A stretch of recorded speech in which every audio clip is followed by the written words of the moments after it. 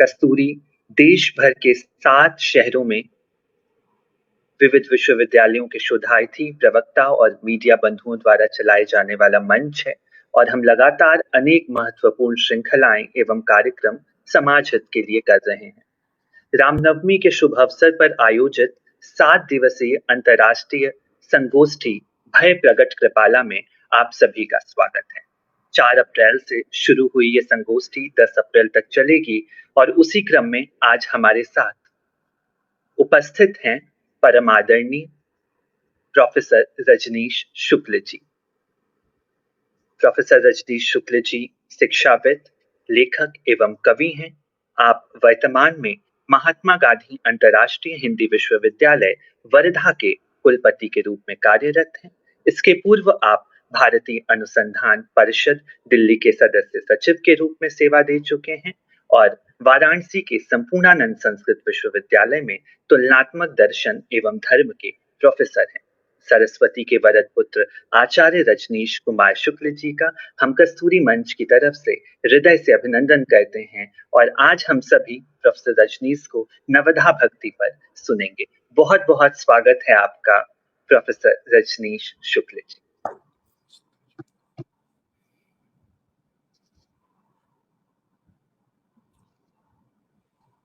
हम निश्चित रूप से जब अवसर अखंड कोटि ब्रह्मांड नायक असुर निकंदन धर्म संस्थापक मर्यादा पुरुषोत्तम भारतीय सांस्कृतिक परंपरा के भास्वर प्रतीक प्रभु श्री राम के प्राकट्योत्सव का हो तो उन्हें विविध रूपों में देखा तो जाना ही चाहिए।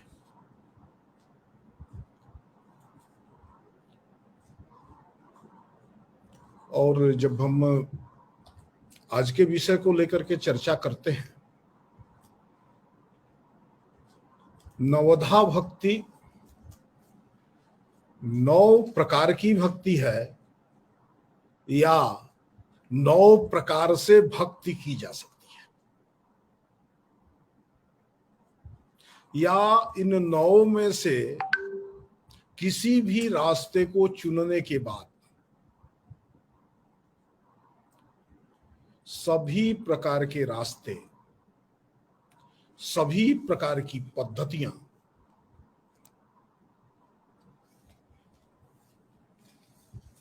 वो 9 में होंगी कि 11 में होंगी, यह पूरी हो जाती है। नवधा भक्ति एक तरह से एक स्वीकृत पद हो गया है और इस पद को स्वीकृत कराने में निश्चित रूप से निसंदेह ही रामचरितमानस में गोस्वामी जी जो नवधा भक्ति का स्वरूप स्वयं भगवान श्री राम के मुख से प्रस्तुत कराते हैं, वो इसका बड़ा कारण है। पर यह नवधा भक्ति कुछ अन्य नामों से, कुछ अन्य भूमियों में, पर सबसे पहले भक्ति के महनीय ग्रंथ, भक्ति को एक दर्शन के रूप में, भक्ति को एक जीवन साधना की पद्धति के रूप में, भक्ति को एक धर्मानुष्ठान के रूप में प्रस्तुत करने वाले श्रीमद् भागवत में आता है। श्रीमद् भागवत में एक श्लोक है जो नवधा भक्ति, इस पद और नवधा भक्ति के विविध नव स्वरूप, इनकी उत्पत्ति का मूल हेतु है। शायद उसके पहले जब हम जाते हैं श्रीमद् भागवत के पहले, तो भक्ति उस रूप में दिखाई नहीं देती है। नवधा भक्ति की जब हम बात कर रहे हैं तो स्वाभाविक तौर पर वो जो 9 भक्तियां हैं, पहले उनकी चर्चा हो जानी चाहिए।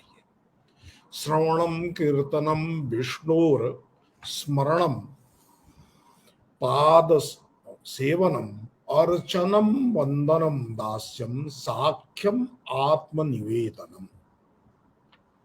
श्रवण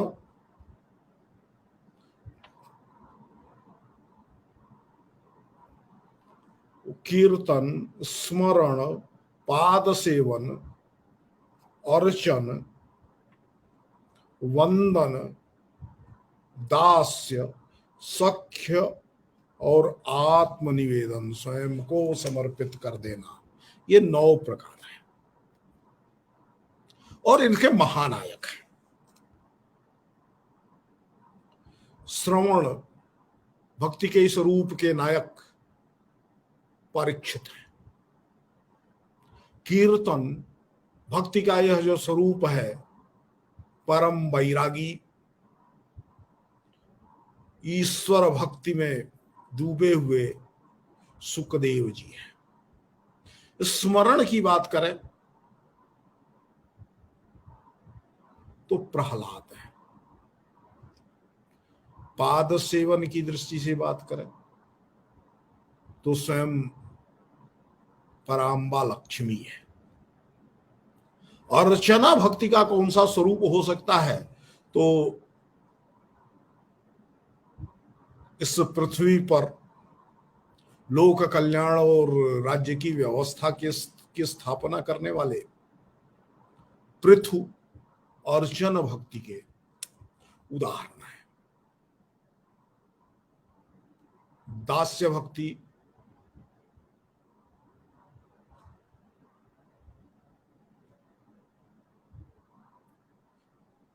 इसके उदाहरण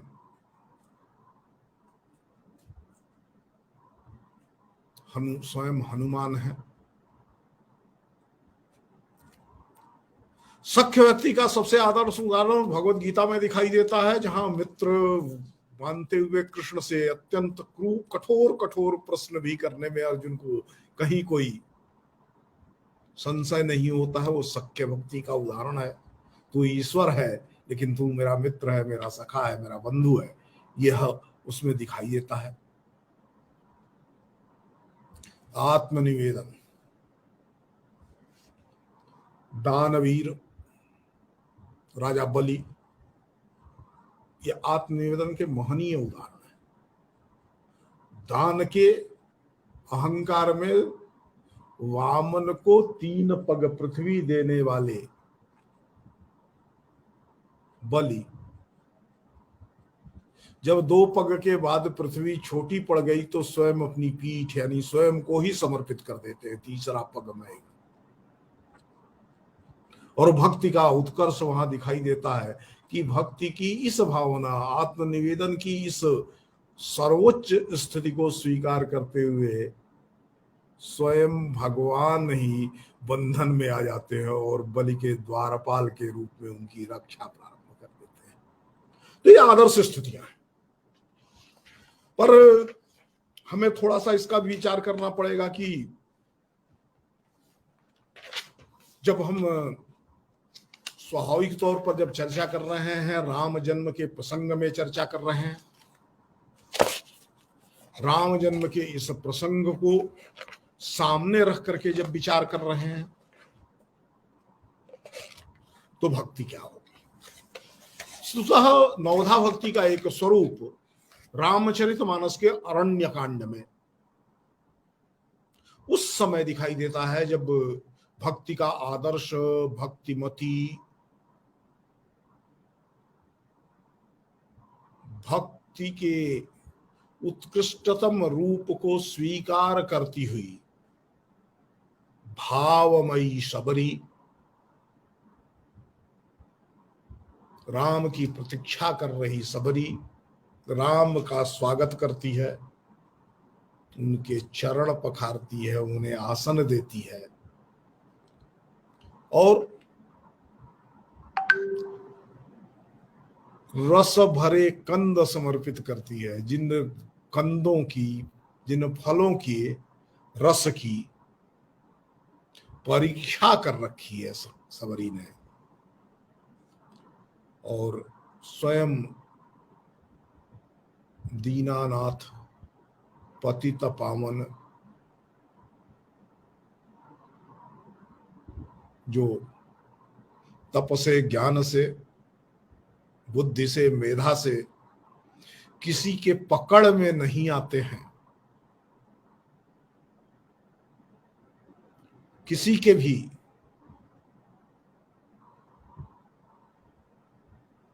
यत्न से उसके बंध के नहीं हो पाते हैं, वो जूठे बेर जूठे कंद को स्वीकार करते हुए, आनंद पूर्वक स्वीकार करते हुए सबरी को कृतार्थ करते हैं और स्वयं भी कृतार्थ होते हैं।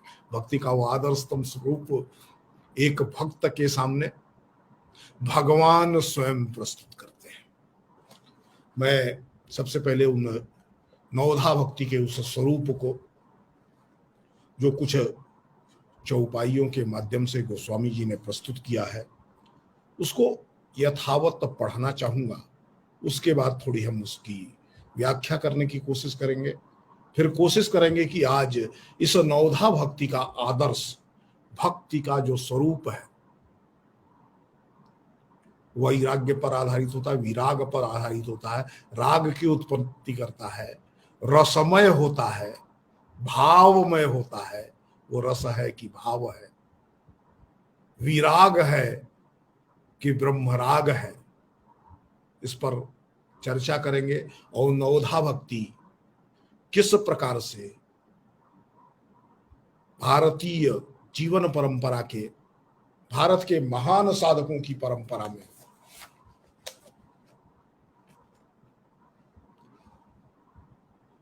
किन किन महापुरुषों में प्रकृष्ट रूप से परिलक्षित होती रहती है।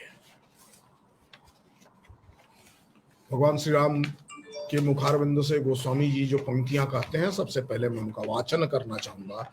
नवदा भकत कहूं तो ही पाही, सावधान सुन धरु मन माही। प्रथम भगति संतन कर संगा, प्रथम भगति संतन कर संगा। दूसर रति मम कथा प्रसंगा।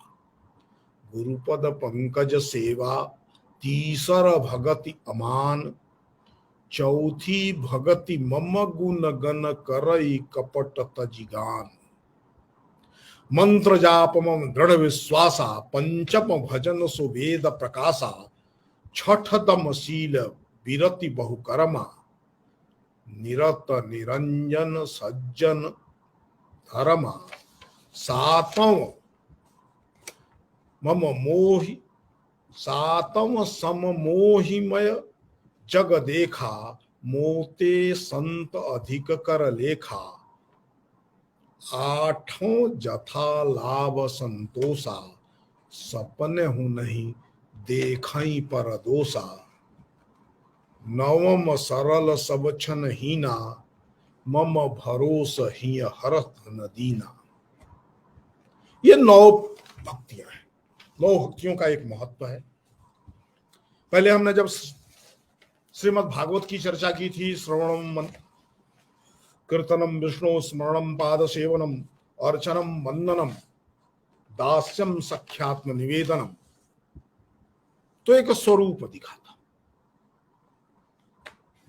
वो भक्ति को समझने, जानना, भक्त को पहचानना, भक्ति की सार्थकता का एक प्रारंभिक लक्षण है।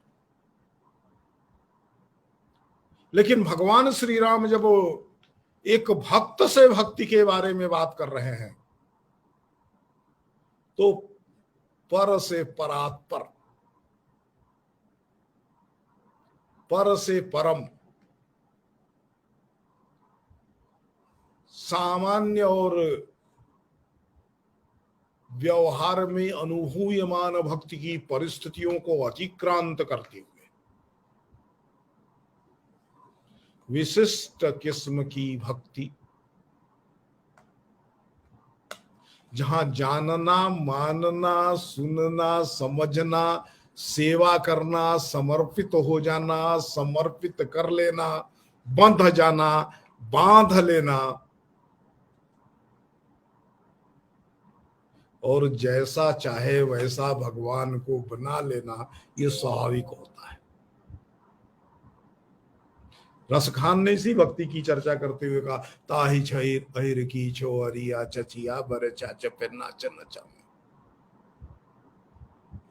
अब ये भक्ति सामान्यतः क्या है, युक्ति के धरातल पर क्या है, नवधा भक्ति युक्ति के धरातल पर क्या है।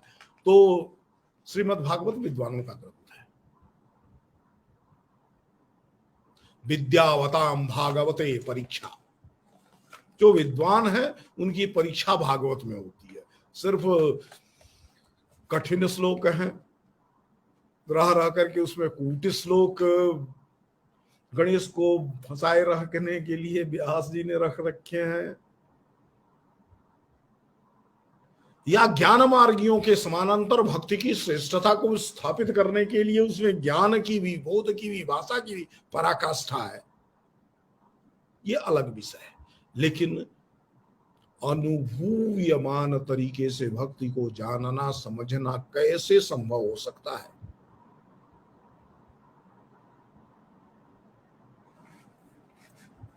इसको प्रकृष्ट रूप से, प्रमाणित रूप से कहीं देखना हो तो स्वाभाविक तौर पर भागवत में देखा जाना चाहिए। पहला तरीका श्रवणम। हम सामान्य तौर पर श्रवण का अर्थ तो बहुत साफ साफ समझते हैं। श्रवण का अर्थ क्या है? भगवान के लीला चरित्र को, उनकी महिमा को, उनके गुण को, उनके नाम को, उनके प्रेम और प्रभाव को श्रद्धा पूर्वक, आदर पूर्वक सुने,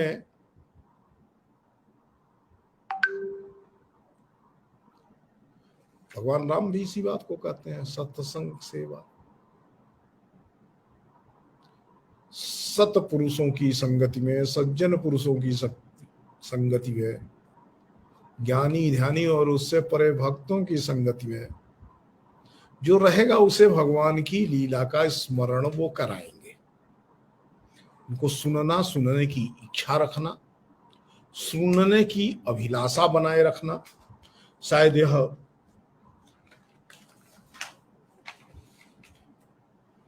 प्राथमिक है, पहला है। लेकिन तृप्ति के भाव से सुनने वालों की भक्ति नहीं होती है। कितना भी सुना लेकिन जब मन अतृप्त रहता है, कितना भी सुना लेकिन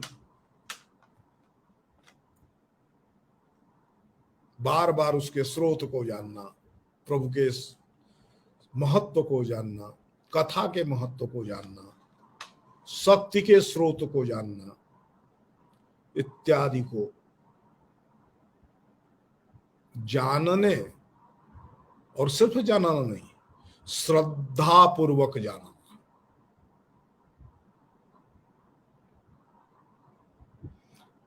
और सुनूं इस प्रकार की अतृप्त लालसा के साथ ईश्वर की लीला, कथा, महत्व, शक्ति, स्रोत इत्यादि को जानना, समझना है।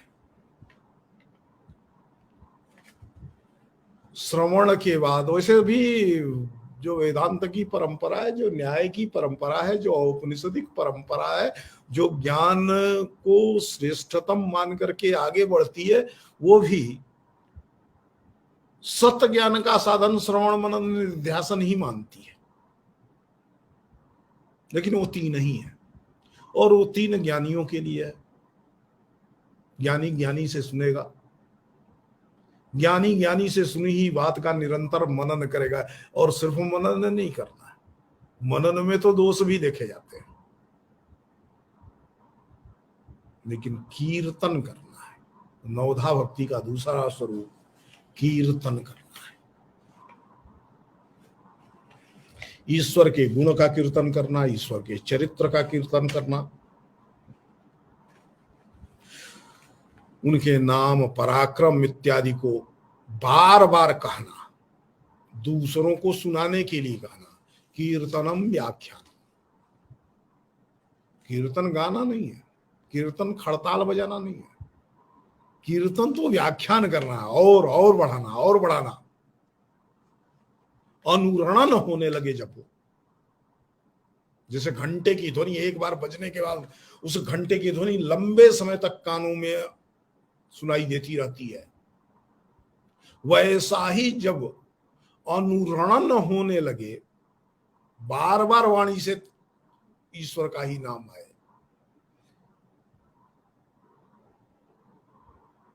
जब जगत के सामान्य विषयों का वर्णन कर रहे हो तब भी प्रभु का ही वर्णन कर रहे हो, यह जब होता है तो कीर्तन होता है। स्मरण करना, स्मरण कब होता है? उपस्थित का स्मरण तो नहीं होता। हमारे सामने कोई बैठा हो तो उसका स्मरण तो हम नहीं करते हैं, साक्षात्कार करते हैं। स्मरण किसका होता है?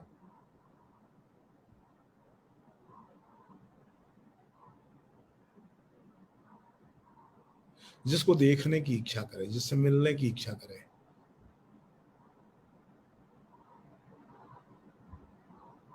जिसको पाने की इच्छा करे, जहां जाने की इच्छा करे। ऐसा बिना स्मरण नहीं होता है, सामान्य रूप से भी नहीं होता है।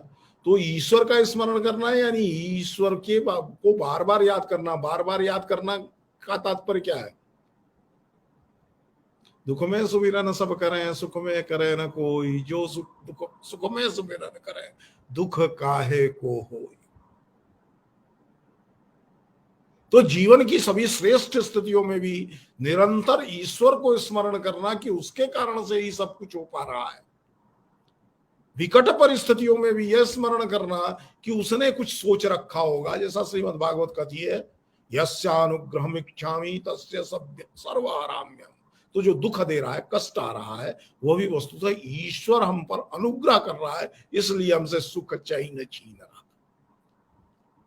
इस बोध के साथ जो स्मरण करता है, इस बोध के साथ जो जानता है,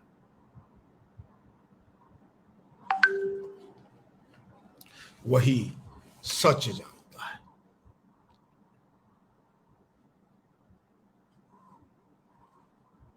इस सच को जानना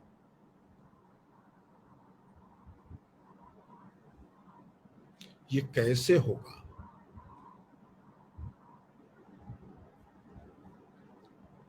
तो स्मरण से होगा। यही मनन है। बार बार उसको सोचना, बार बार उसकी छवि को सोचना, बार बार उसकी क्रिया को सोचना, बार बार उसकी कृपा को सोचना, बार बार उसकी शक्ति का विचार करना, बार बार उसके वैभव का विचार करना,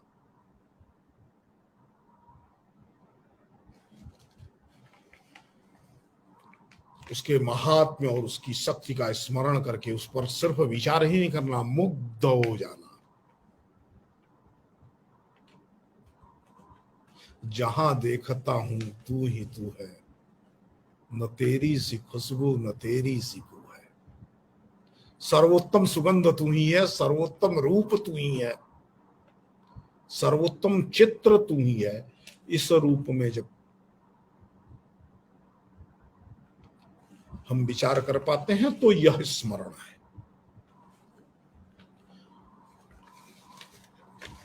अब चौथा है पाद सेवन।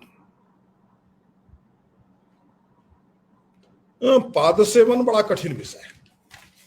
किसको ईश्वर के पैर मिलने वाले हैं? हम पामर जनों को तो नहीं मिलने वाले हैं।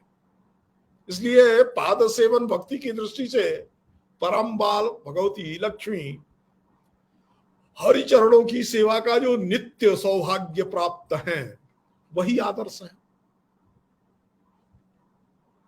लेकिन पाद सेवन का तात्पर्य, चरण सेवन का तात्पर्य ईश्वर के चरण जब प्राप्त होंगे तो उन्हीं चरणों की सेवा करूंगा, ये नहीं है। पाद सेवन का तात्पर्य भगवान के जिस रूप की उपासना कर रहे हैं उसके चरणों का, उसके पैरों में प्रणति निवेदित करना, प्रस्तुत होना, उसकी सेवा में समर्पित होना तो है ही। सब में ईश्वर को देख करके उसको प्रणाम करना है। गोस्वामी जी जब कहते हैं सिया राम मय सब जग जानी, करहु प्रणाम जोरी जुग पानी, तो ये अद्वैत नहीं है। ये बाबा तुलसी का चरण सेवन का एक प्रकार है। पूजनम,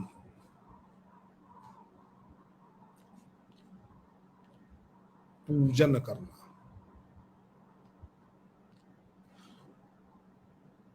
अब भगवान तो मिलेंगे नहीं पूजा करने के लिए, लेकिन राग भोग नैवेद्य, नित्य उसको स्नान कराना, वस्त्र देना,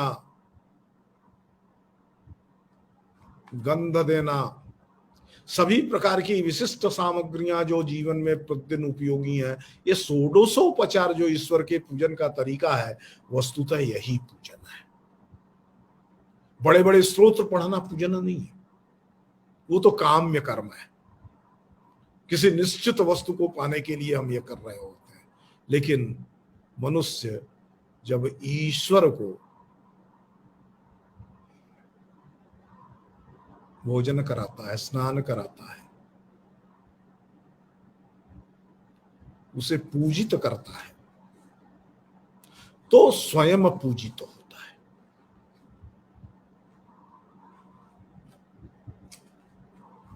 इसका सबसे बड़ा सौभाग्य तो माता कौशल्या को प्राप्त होता है, जसोदा को प्राप्त होता है।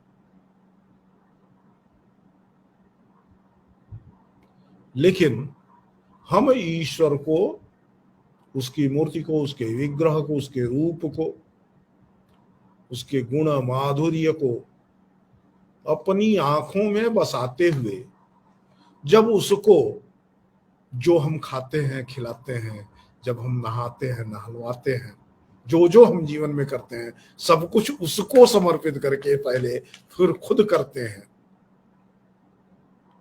तो ये पूजन है। इसलिए नित्य जो षोडशोपचार पूजा करते हैं वो भी भक्ति है। हम आरती करते हैं, हम उसको धूप दीप दिखाते हैं, ये पूजन के विविध प्रकार हैं। वंदनम, पूजन हो गया, तो वंदन क्या है?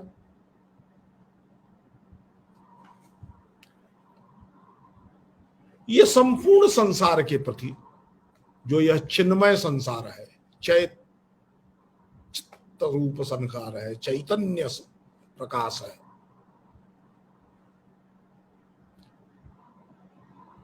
उसको उसका वंदन करते हैं, उसके प्रति श्रद्धा प्रस्तुत करते हैं, उसके प्रति प्रणति निवेदित करते हैं।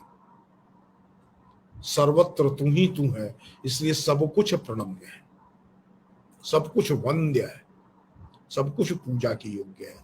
इस प्रकार की भावना करते हैं। ईश्वर और संपूर्ण संसार को ईश्वर की अभिव्यक्ति मान करके उसकी वंदना करना।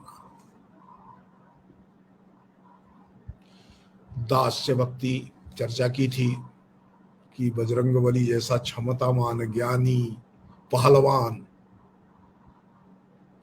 कुछ भी कर सके, जिसके बल की कोई सीमा नहीं है, जो सूरज को निगल सकता है, जो पर्वत को एक हाथ पर लेकर के हजारों मील चल सकता है, उड़ सकता है,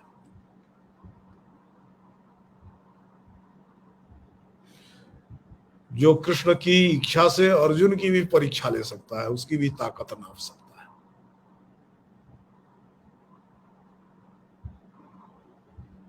लेकिन ये सब कुछ मेरा नहीं, मेरे स्वामी का है।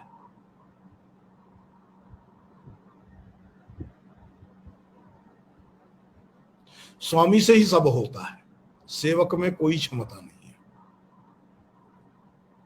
और जो स्वामी को प्रिय नहीं है वह मुझे स्वीकार नहीं है। जो ईश्वर को रुचिकर नहीं है उधर मुझे देखना नहीं है, और जो ईश्वर को रुचिकर है वही मानना, वही समझना, वही जानना, वैसा ही होना और वैसा ही बनना।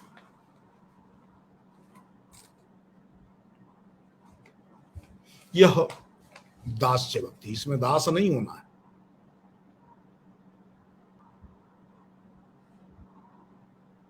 लेकिन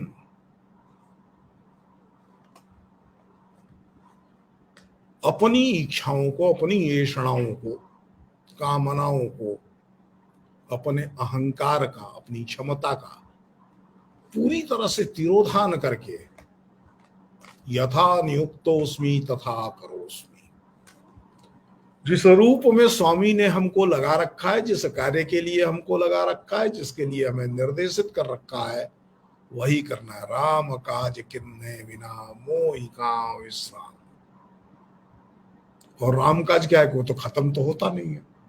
राम काज तो तभी खत्म होगा जब ये संसार समाप्त हो जाएगा। तो प्रतिक्षण क्रियाशील रहते हुए, कर्तृत्व के अहंकार से मुक्त, ईश्वर द्वारा नियोजित और निर्दिष्ट हूं, मैं जो कुछ भी कर रहा हूं वो ईश्वर अर्पित करता हूं और उसी का कार्य कर रहा हूं। उसकी इच्छाएं, उसके निर्देश के अतिरिक्त कुछ भी नहीं है। यह भक्ति है। दास्य भक्ति वस्तुतः कर्म प्रधान भक्ति है। सख्य भावों की भक्ति, सख्य भाव की दो भक्तियां दिखाई देती हैं। एक तो प्रेमा भक्ति का वो आदर स्वरूप जो गोपियों में दिखाई देता है, और सख्य भाव की दूसरी भक्ति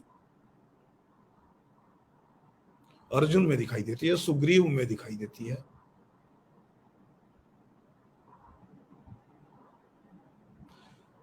अग्नि को साक्षी बना करके भगवान ने सुग्रीव को मित्र बनाया, लेकिन वो मित्र भाव में भी भक्ति करता रहा।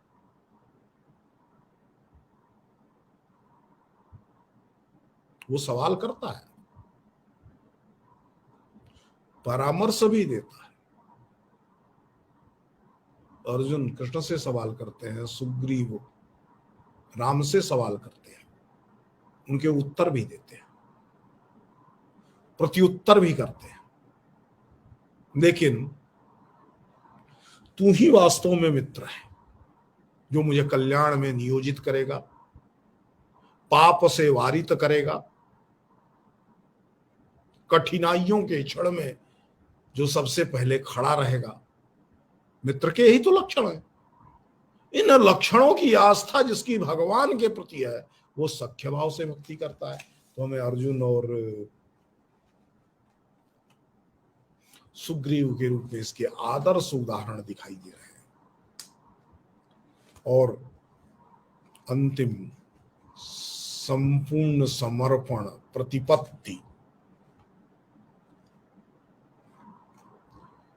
संपूर्ण समर्पण और प्रतिपत्ति यानी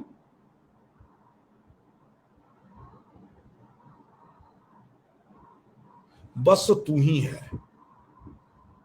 स्वयं को सौंप देना, मन को अमन कर देना, देह निष्ठा से मुक्त हो जाना।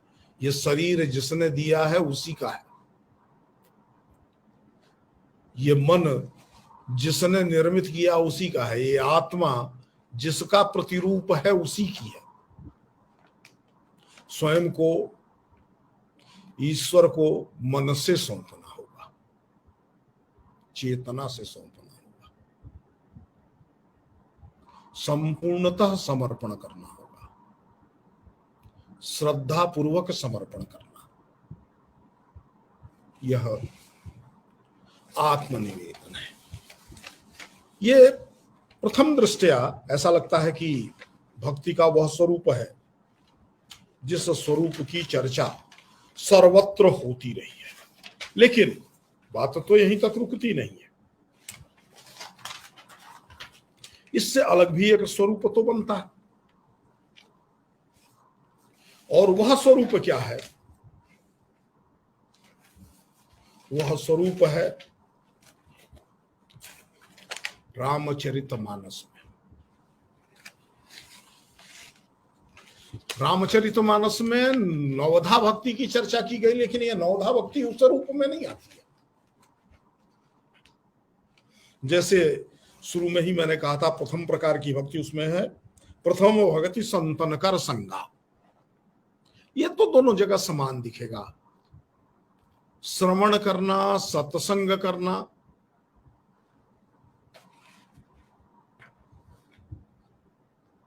ये दोनों एक ही है। सत्संगति होगी तो श्रेष्ठ गुणों का ईश्वर का और ईश्वरीय वैभव के श्रेष्ठ गुणों का अनुरणन होगा। जैसे घंटी की आवाज एक बार बज जाने के बाद मंदिर में देर तक गूंजती रहती है, वैसे ही श्रवण का तात्पर्य, सत्संगति का तात्पर्य यह है कि हम श्रेष्ठ लोगों के, ज्ञानी ध्यानी मुनि जिस रूप में देखते हो, जिसमें हमारी श्रद्धा हो, उसके साथ रहें, उसको सुने।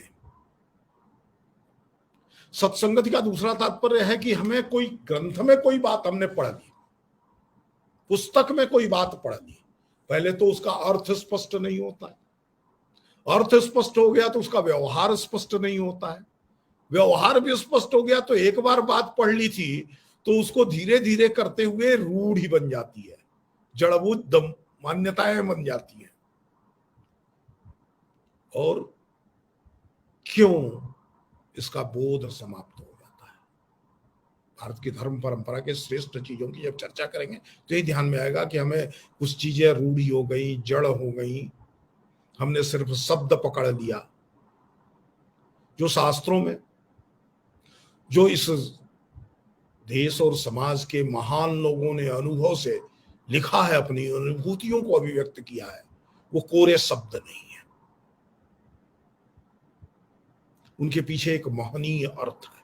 ये अर्थ तब ही उभर करके सामने आएगा जब हम श्रेष्ठ लोगों के, समाज के श्रेष्ठ लोगों हैं, सत्य यानी सज्जन, सज्जन यानी श्रेष्ठ। श्रेष्ठ कौन? जो अनिंदित है, जिसकी आप निंदा नहीं कर सकते। निंदा किसकी होती है? जिसमें दोष दिखते हैं। अनिंदित कौन होगा? जिसमें दोष नहीं दिखेंगे। तो अनिंदित रहना, दोष मुक्त रहना, ये शायद सर्वोत्तम तरीका है। दूसरा रति। ये रति का प्रश्न बहुत जबरदस्त है। इस रति के प्रश्न को, अब रति को तो काम की पत्नी माना गया है। काम का दहन तो शिव कर देते हैं, लेकिन रति चित्कारती है, शापित करती है। इस रति से भक्ति कैसे होगी? रति से आसक्ति तो हो सकती है, भक्ति कैसे होगी?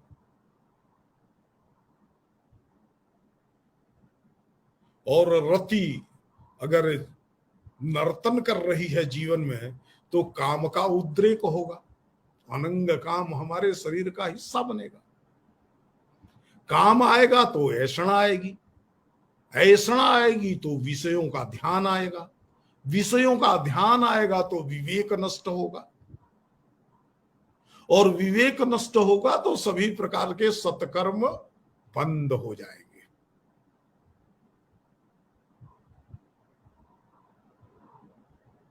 फिर तो वो आर्त हो जाता है कि मुझे चाहिए चाहिए चाहिए।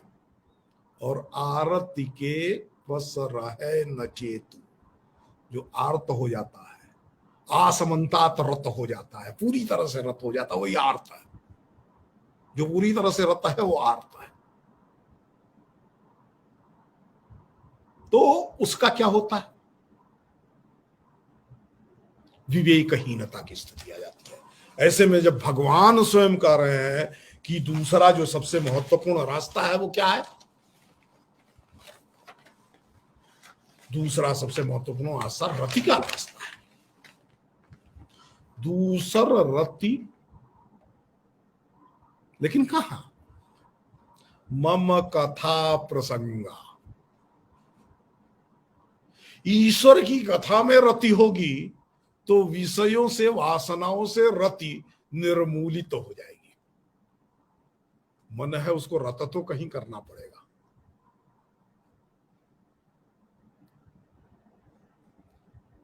और ये जीवन है तो अमन हो करके नहीं हो सकता, अमनी भाव से होगा। लेकिन अमनी भाव कब होगा? जब जो रति है, मनुष्य का स्वभाव है, वो विषयों का ध्यान करता है और उनके कारण से वो कष्ट भी प्राप्त करता है। विषयों के ध्यान से ये नहीं, ये नहीं, ये चाहिए, वो चाहिए, जिसको संतगण कंचन कामनी के लोभ मोह की बात करते हैं, उससे मुक्ति तब होगी जब ईश्वर की कथा और कथा के विविध प्रसंगों में उसकी रति होगी, पूरी तरह से डूब जाएगा उसी में, तब उसका निर्वेदीकरण होता है, तब वो सभी प्रकार की सुखात्मक दुखात्मक वेदनाओं से मुक्ति प्राप्त करता है। और यह सुखात्मक दुखात्मक वेदनाओं से मुक्ति प्राप्त करना ही शांति है, यही शांत रस की प्राप्ति का रास्ता है। भक्ति अंततः शांति रस की ओर ही ले जाती है। भक्ति स्वयं में रस है, यह अलग विषय है, और समय मिला, अवसर रहा तो थोड़ी उसकी चर्चा करूंगा कि भक्ति भाव है कि रस है। लेकिन उसके पहले महत्वपूर्ण है कि यह आएगा कैसे। तो दूसरी भक्ति क्या है, भक्ति का दूसरा तरीका क्या है? तो रति मम कथा प्रसंगा, मेरे कथा के प्रसंग में रति का होना, डूब जाना उसी में।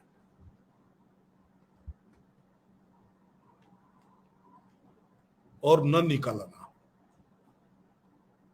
एक तरफ मनुष्य विषयों की कामनाओं में डूबा है, उससे बाहर नहीं निकलता है, और चाहिए और चाहिए। रुपया होगा, पैसा होगा, मकान होगा, जर जोरू जमीन, ये जो सब नाश के और युद्ध के कारण है। लेकिन इसमें और कि उसकी जो कामना है, उस कामना से आगे बढ़ते हुए जब वो ईश्वर की कथा में अपने को डुबे लेता है, तो विषय वासनाओं से और विषय वासनाओं की प्राप्ति और प्राप्ति से जो अनुकूल वेदना और प्रतिकूल वेदना बनती है, जो सुखात्मक दुख होता है और जो वेदन कष्ट देने वाला दुख होता है, दुख चाहे जिस प्रकार का हो, उन सभी प्रकार की वेदनाओं से उसे मुक्ति प्राप्त हो जाती है।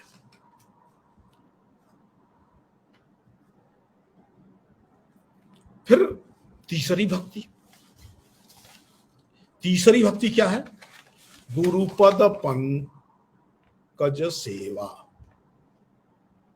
वहां पाद सेवनम कहा था श्रीमद् भागवत ने। अब भगवान का पद तो सिर्फ लक्ष्मी जी को प्राप्त है। श्री हरि के पैरों पर किसी और की पहुंच और पकड़ तो है नहीं। तो ये क्या कल्पित है? पाद सेवा तो नवधा भक्ति के रूप में हो नहीं सकती, असंभव है। अगर श्री हरि के पैरों में ही सेवा करना, उन्हीं के चरण दबाना, उन्हीं के चरणों में समर्पित हो जाना, यही है, तो वो तो लक्ष्मी जी कब्जा किए हुए किसी को नहीं मिलने वाली है। भगवान राम इसको स्पष्ट करते हुए कहते हैं, गुरुपद पंकज सेवा। जो श्रेष्ठ जन है उनके चरणों में सेवा के लिए समुपस्थित होना। और ये सेवा क्या है? सहज नहीं है, सबसे दुष्कर चीज है। श्रीमद् भागवत सेवा को स्पष्ट करते हुए कहता है, सेवा धर्मो परम गहनो योगी नाम। सेवा धर्म जो है सबसे गहन धर्म है, और बड़े बड़े योगी भी इसको नहीं प्राप्त कर पाते हैं। लेकिन इसको प्राप्त कौन करता है? ज्ञान और योग की अपेक्षा जो समर्पित होकर के सामने है, वो सबर ही प्राप्त करती है। तो यह श्रेष्ठ जनों की सेवा में उपस्थित होना, यही भजन भी है। भक्ति और भजन ये दोनों एक ही धातु से निकले हैं, भज धातु से। भज सेवाया, भजन करना यानी सेवा करना, सेवा करना यानी भजन करना। और जो भजन करता है वही वास्तव में सबसे पुष्ट पदार्थ का भोजन भी करता है। जो हम भौतिक भोजन कर रहे होते हैं, पिंड भोजन कर रहे होते हैं, ये भोजन तो 24 घंटे भी एनर्जी नहीं दे पाता है। 6 घंटे बाद ही इसकी क्षमता खत्म हो जाती है। तो ऊर्जा तो वह चाहिए, चेतना तो वह चाहिए, पोषण तो वह चाहिए जिसको पा लेने के बाद कुछ भी पाना शेष न रहे। और यह सेवा से प्राप्त होगा।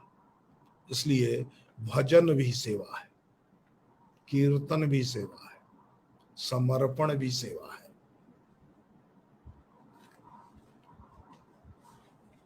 उसके बाद से क्या है? चौथा स्वरूप है चौथी भगति मम गुण गन करई कपट तजी गान। चौथी भक्ति है मेरे गुणों का कीर्तन करना, संकीर्तन करना, उनका गान करना।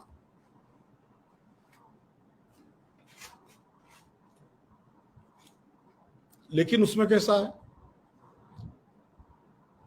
तजी कपट। बहुत से लोग हैं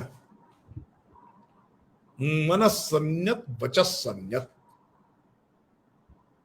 मन से कुछ और। वो हिंदी फिल्मों का एक गाना है, मैं उसको दोहराने नहीं आ रहा हूं। वो अंदर से कुछ और बाहर से कुछ और लगते हैं, वाणी से कुछ और, क्रिया से कुछ और। तो केवल वाणी से संकीर्तन करना कीर्तन नहीं है, अपितु कपट को छोड़ करके समर्पित होकर के नाम जप करना, कीर्तन करना। इसके संबंध में सुखदेव जी ने श्रीमद् भागवत में जो बात कही थी उसको भी, कि जो ये कलयुग आएगा, कलयुग क्या है? जिसमें मूल्य संकट में आता है, मनुष्य की ज्ञान शक्ति प्रभावित हो जाती है। कलिह सयानो संजाति। कलयुग सोते हुए चलता है। सोते हुए कौन चलता है? जिसको बाहर का कुछ पता नहीं चलता है, परिवेश का पता नहीं चलता, जिसको ज्ञान नहीं होता है। तो इस कलयुग में सोते हुए चल रहे इस संपूर्ण मनुष्य जाति, अज्ञान के निविड़ अंधकार में डूबी हुई मनुष्य जाति को किसी एक चीज से मुक्ति प्राप्त हो सकती है, तो कहते हैं कि वह परम गति, वह वैष्णव स्थिति, भागवत स्थिति केवल नाम संकीर्तन से प्राप्त हो सकती है। शर्त भगवान राम ने स्वयं रखी है कि कपट को छोड़ करके संकीर्तन करना होगा।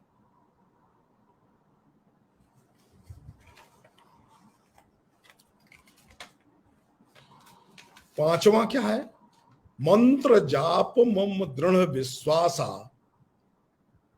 पंचम, पांचवा क्या है? मंत्र जाप। अब मंत्र जाप तो सब लोग कर रहे हैं, इस नवरात्र में तो सब दुर्गा का मंत्र पढ़ते हुए मिल जाएंगे। लेकिन क्या है?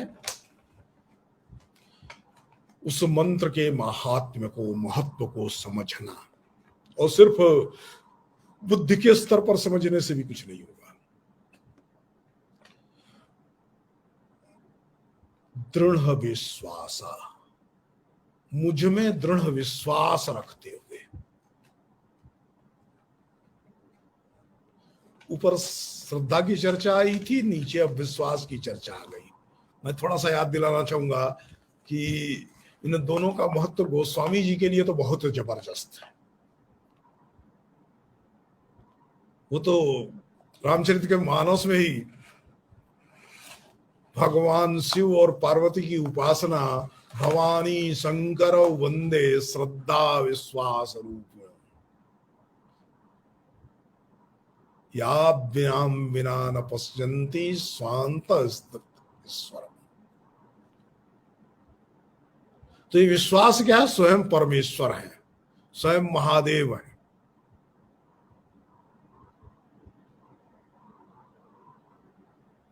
तो उसमें दृढ़ विश्वास, वो भी सामान्य विश्वास नहीं, अटूट होना चाहिए, अविचल होना चाहिए, हिले न जरा भी।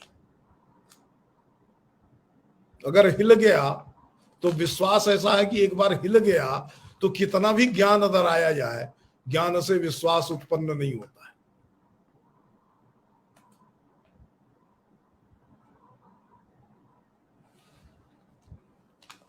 कैसे विश्वास हिलता है तो क्या हो जाता है, संशय उत्पन्न होता है। विश्वास हिला नहीं कि संशय उत्पन्न हुआ। और विश्वास ईश्वर में है तो वो मुक्ति देगा, लेकिन ये विश्वास हो गया कि हमको सांप ने काट लिया, भले वो रस्सी थी, तो कितनों ज्ञान दिलावा यार ये तो रस्सी है, लेकिन जहर उसको चढ़ जाता है और लोग मर जाते हैं सांप, रस्सी के सांप के काटे हुए। इसलिए वो दृढ़ होना चाहिए, अविचल होना चाहिए, क्योंकि हिल जाता है तो फिर जुटता नहीं है। एक बार विश्वास टूटा तो जुटता नहीं है। उसे रहीमदास जी प्रेम के बारे में भी ऐसा ही कहते हैं, और जो प्रेमा भक्ति का स्वरूप है उसमें भी प्रेम एक बार ईश्वर से टूट जाएगा तो कहाँ जुटेगा। लेकिन हमें यदि भगवान का मंत्र जाप करना है तो मंत्र में कुछ नहीं है, उस विश्वास में ही सब है। मंत्र का ज्ञान हो गया उससे क्या होगा, मीठे का ज्ञान हो गया उससे कुछ नहीं होगा। विश्वास है जो उस मंत्र को आकारित करता है। अंतिम महत्वपूर्ण बात है कि भक्ति लोलुप लोगों की नहीं है। छठदम शील विरति बहुकर्म, निरत निरंजन निरंतर सज्जन धर्म।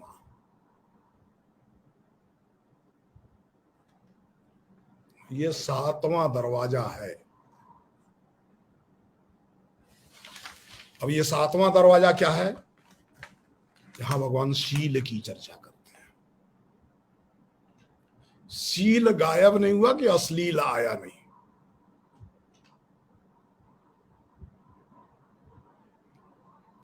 जो शील को लील गया वही अश्लील है। और शील का तात्पर्य क्या है, शालीन रहना, लोक संग्रह से कर्म करना। हमको भक्ति हो गई, हमको ज्ञान हो गया, हम कुछ भी कर सकते हैं, हम तो कर्म बंधन से मुक्त हो गए हैं, कुछ भी करेंगे तो उसके पाप हमको नहीं लगेंगे, तो ये नहीं है। सामान्य जन जिस प्रकार का आचरण कर रहे थे वो आचरण करते हुए भक्ति करना है, इंद्रिय निग्रह रखना है। क्योंकि इंद्रिय निग्रह क्यों रखना है, परांच खानी उपनिषद भी कहते हैं। इंद्रियां केवल बाहर की ओर भागती हैं, और बाहर की ओर भागेंगी तो कहां जाएंगी।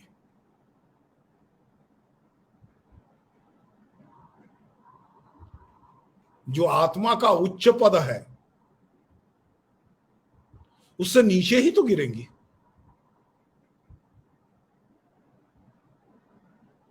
वो पतनशील ही तो होंगी। इसीलिए शील कमजोर पड़ता है तो अश्लील होने लगता है, मन विचार जीवन सब अश्लील हो जाता है। शील है, इंद्रियों पर नियंत्रण है,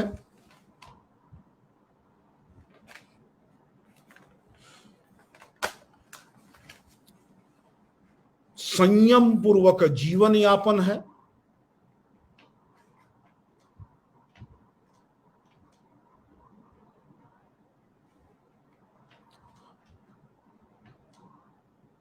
विशाल जी बीच में ब्रेक हुआ था क्या? नहीं, आपकी आवाज तो नहीं मिल रही है। चलिए कोई बात नहीं, अब हो गया तो हो गया। तो कहां हुआ था ये नहीं पता चला मुझे ना। तो इसलिए सदगृहस्थ ही सर्वोत्तम भक्त होता है। सदगृहस्थ कौन है, जो आहार निद्रा भय मैथुन इनका भी सम्यक सेवन तो करता है, लेकिन के वशीभूत नहीं होता है। साम व्यवहारिक जीवन जीता है, नियंत्रित जीवन जीता है, उद्दाम लोलुपता को नियंत्रित करने के यत्न करता है। यह भी भक्ति है। केवल घंटा बजाना, घड़ियाल बजाना, शंख बजाना, बड़े बड़े रथ जगे करना, स्पिरिचुअल डिस्को आयोजित करना, डिवोशनल ब्रेक डांस करना, ये चाहे जो हो, उत्तम श्रेणी का मनोरंजन हो सकता है, अधम श्रेणी का मनोरंजन नहीं, उत्तम श्रेणी का मनोरंजन, लेकिन वो मन तक ही है, वो आत्मा और ईश्वर तक नहीं जाता है। इसलिए भक्ति तभी होती है जब इंद्रियों पर नियंत्रण होता है, निग्रह होता है। बाहर भाग रहे इंद्रियों की लोलुपता के घोड़े को जो कस करके अंदर की ओर घुमा लेता है।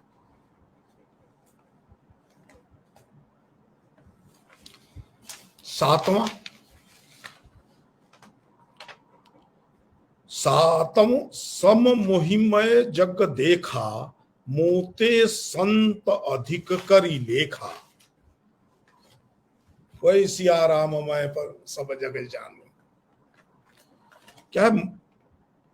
जो सब में परमात्मा भाव देखता है,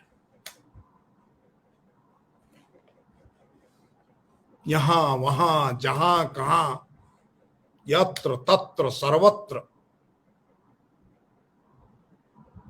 तू ही तू है, न तेरी सी खुशबू न तेरी सी बू है।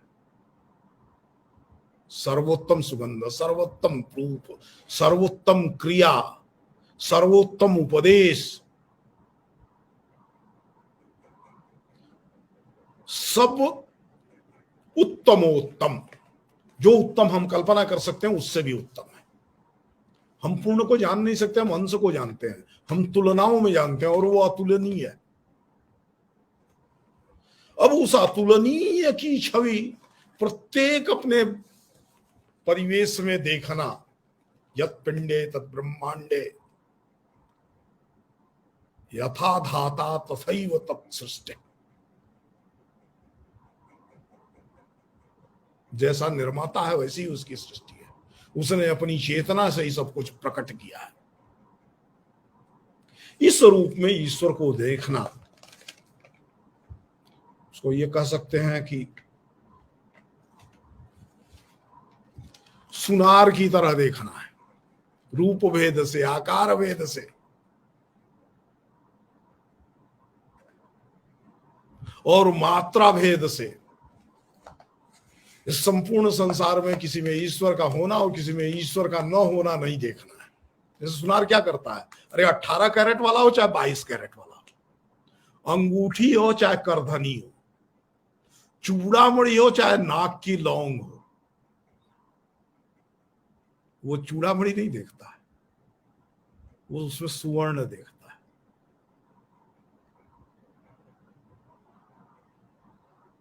जिससे यह समस्त आभूषण बने हैं उसको वह देखता है।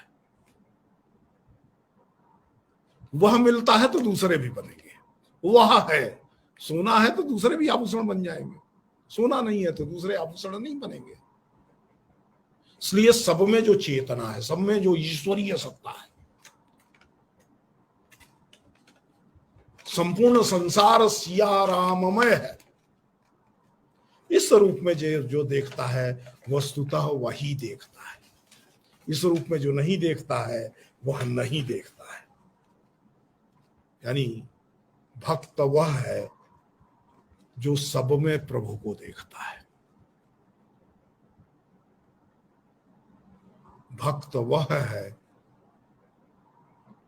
जो सबको प्रभु में देखता है, बांट बांट के नहीं देखता है, एकतानता में देखता है, समग्रता में देखता है, अखंडता में देखता है।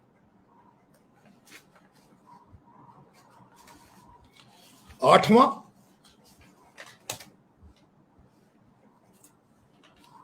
समय ज्यादा तो नहीं हो रहा ना? जी आप बिल्कुल बोले। 8वां, जथा लाभ संतोष सपन नहीं देखई पर दोषा। 8वां, जथा लाभ संतोषा सपन नहीं देखई पर दोषा। जथा लाभ, लाभ यानी प्राप्ति, जितना मिल गया उतने में ही संतुष्ट है, और अंततः यह संतुष्टि क्या जाती है, यही उसे ब्राह्मी भाव देती है। आत्मन्यव आत्मनो तुष्ट स्थित प्रज्ञ तदोच्यते। भक्ति ज्ञान मार्ग से इतनी भिन्न नहीं है क्या कि व्यवहार मार्ग से वह ज्ञान मार्ग तक, अज्ञान से ज्ञान की ओर ले जाती है, और ज्ञान मार्ग ज्ञान से ज्ञान दिलाता है। इसलिए जो मिल गया उसी में संतुष्ट रहना। दुनिया में चारों तरफ बहुत सारी चीजें फैली हुई है, सब मेरे पास आ जाएगी, सब मेरा हो जाएगा, हमेशा अभाव का समझना, यह जिसके जीवन में है उसके जीवन में भक्ति नहीं है।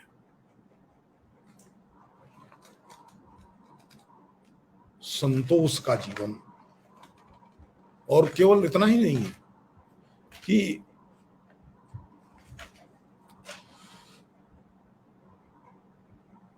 मोते सपने हो नहीं देखा ही पर दोषा। संतुष्ट रहना और दूसरे के दोष को न देखना। हमें जो प्राप्त है, हम जो गाते हैं वही गाना पर्याप्त है हमारे लिए। अब लता जी बहुत अच्छा गाती हैं, तो उससे ईर्ष्या भाव नहीं पैदा करना है। हम जितना जानते हैं उतना ज्ञान हमको ईश्वर ने दिया है, और उतने में हमारा काम चल सकता है।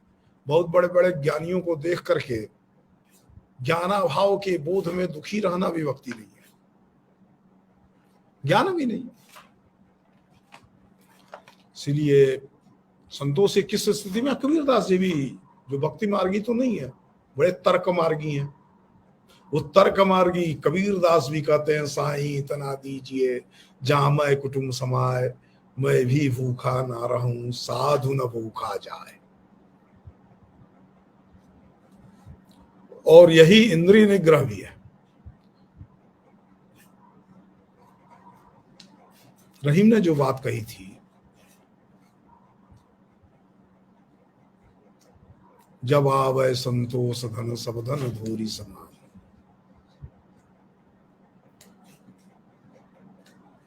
यह प्रारंभ है जीवन में, इसका अभ्यास बन रहा है जीवन में,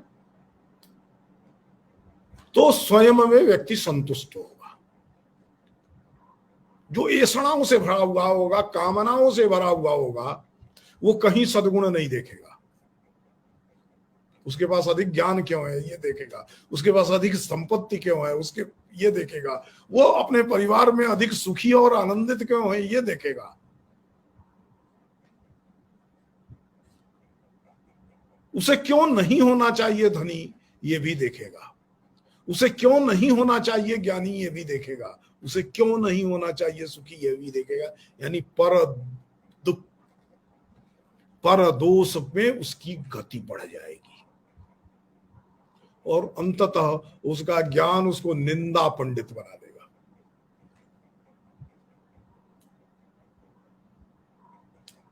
संतोष ज्ञानी बनाता है, संतोष क्रियाशील बनाता है, संतोष आनंदित करता है, संतोष दूसरों में गुण देखने की प्रवृत्ति डालता है, दोषों को देखने की वृत्ति से नियमित करता है, वारित करता है, दूर करता है इस रूप में भी। और अंत में सरलता। अंतिम ये सब हो जाए तो भी अहंकार आ जाएगा, अरे ये 8 सिद्धियां मैंने प्राप्त कर ली, अणिमा गरिमा महिमा लघिमा इत्यादि सिद्धियों के अहंकार से शायद कोई बच जाए, लेकिन ये स्थिति जिसको प्राप्त हो गई, इस प्रकार का बोध जिसको हो जाएगा, वो तो गया काम से, फिर तो वो काल ने मिटाई भक्त हो जाएगा। इसलिए नवे को स्पष्ट करते हुए अंतिम रूप से मनुष्य जीवन की सार्थकता को, श्रेष्ठता को प्रतिपादित करते हुए बाबा कहते हैं, नवम सरल सब सन छल हीना, मम भरोसे ही हरस न दीना। अर्थात करना क्या है, सबके साथ सहज व्यवहार करना है, सत्य व्यवहार करना है, वही कपट से मुक्ति चाहिए।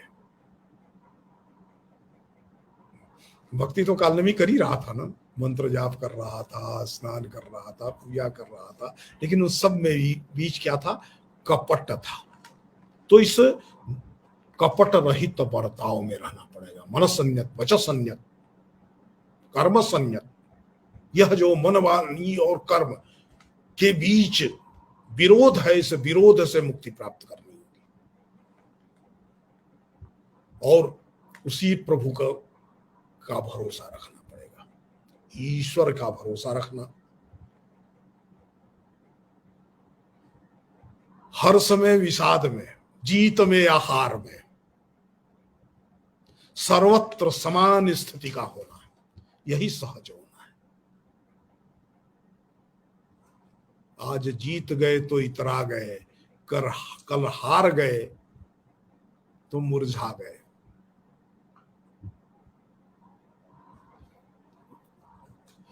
यह ईश्वर प्राप्ति में भी बाधक नहीं है, जीवन में कुछ भी प्राप्ति के लिए बाधक है। इसलिए सहज होना, सरल होना,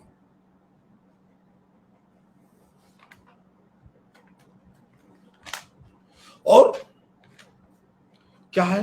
मम भरोस,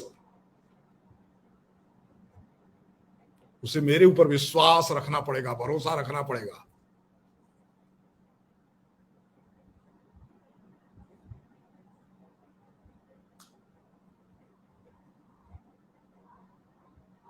क्योंकि मैं तो विश्वास रूप ही हूं। शुरू में ही बाबा ने परमेश्वर के स्वरूप को वर्णित करते हुए, भवानी शंकर की प्रार्थना करते हुए शंकर को विश्वास रूप कहा है। राम है जो, वही सब शिव है। ये तो राम ने भी कहा, शिव ने भी कहा। तो ईश्वर क्या है? भरोसा है, विश्वास है। इज द ओनली रिलायंस, जिस पर हम टिक कर सकते हैं। जिसे हम अपने सांसों पर टिके हुए हैं, तो वो विशिष्ट सांस है जिस पर टिकना है। वो टूटा तो सब टूट गया। और ऐसा होना मतलब जिसकी भावना, जिसकी वृत्ति ईश्वरोन्मुख हो और कामनाएं समाप्त हो गई। प्रजहाति तू कामान सर्वान, भगवत गीता भी इसी बात को, ज्ञान मार्ग में जब विस्तृत प्रज्ञता की बात करती है तो कहती प्रजहाति तू कामान सर्वान। जो अपनी सभी कामनाओं को से मुक्त हो गया है, जिसने सभी कामनाओं का विधूनन कर दिया है, अब कुछ पाने की इच्छा उसको नहीं कर रही है। लेकिन इच्छा क्या कर रही है?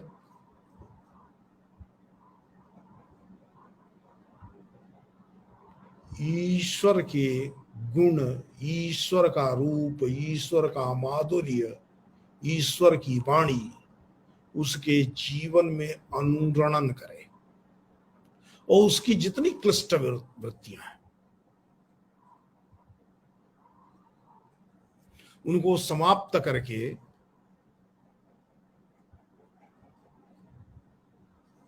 उसे योग के श्रेष्ठतम स्थिति तदा दृष्टो स्वरूपे अवस्थानम तक पहुंचा दे। योग का ये रास्ता थोड़ा कठिन रास्ता है, क्लिष्ट वृत्तियों को नष्ट करने का रास्ता तो भी है। ये रास्ता सहज है, सबके लिए प्राप्य है। सामान्य गृहस्थ जीवन का प्रयोग करते हुए संसार में सोते जागते, खेलते खालते, काम करते हुए, पढ़ते लिखते, बातचीत करते हुए ईश्वरीय जीवन, ईश्वर अनुग्रह का जीवन जिया जा सकता है। नवोधा भक्ति का कोई एक हिस्सा जब हम जीवन में उतारते हैं तो वस्तुतः ये 9 उतर ही आते हैं। किसी में वो एक बड़ा दिखता है, किसी में दूसरा बड़ा दिखता है। प्रहलाद में एक रूप दिखता है, हनुमान में दूसरा रूप दिखता है, सुखदेव में तीसरा रूप दिखता है, और विविध बलि में चौथा रूप दिखता है। सब में अलग अलग बांट बांट के दिखता है, लेकिन बटा हुआ नहीं है, जुड़ा हुआ है। नव प्रकार से भक्ति प्राप्त की जा सकती है। 9 प्रकार की भक्ति नहीं है। नवधा भक्ति का तात्पर्य ईश्वर यह 9 तरीके हैं जिनसे अपना जीवन यापन करते हुए, जीवन जीते हुए आप भक्ति की प्राप्ति कर सकते हैं। ये भक्ति नहीं है, ये 9 रास्ते हैं जिससे भक्ति मिलती है। भक्ति तो ईश्वरानुग्रह है, भक्ति तो ईश्वर सेवा है। और सेवा क्या है? श्रवण मनन निधिध्यासन की प्रक्रिया के अतिरिक्त कुछ भी सेवा नहीं है।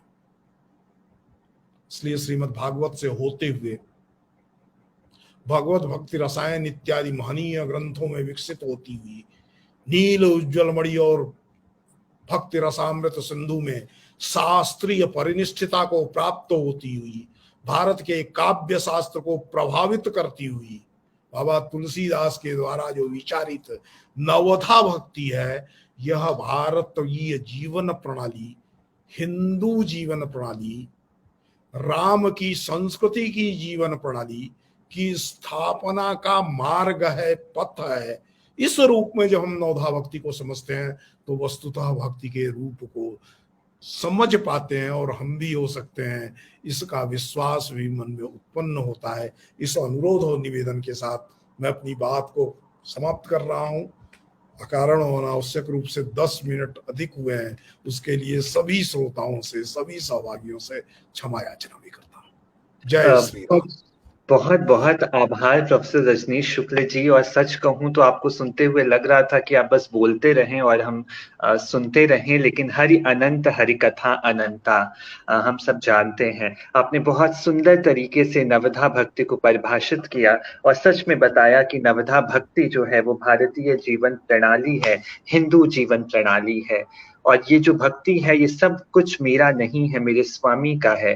और प्रतिक्षण क्रियाशील रहते हुए जो कृतत्व का अहंकार है, उससे हम सबको मुक्त होना होगा। आज के वक्तव्य से आपने सिर्फ कस्तूरी के आंगन को ही नहीं समृद्ध किया, हमारी संगोष्ठी को भी बहुत बहुत समृद्ध किया।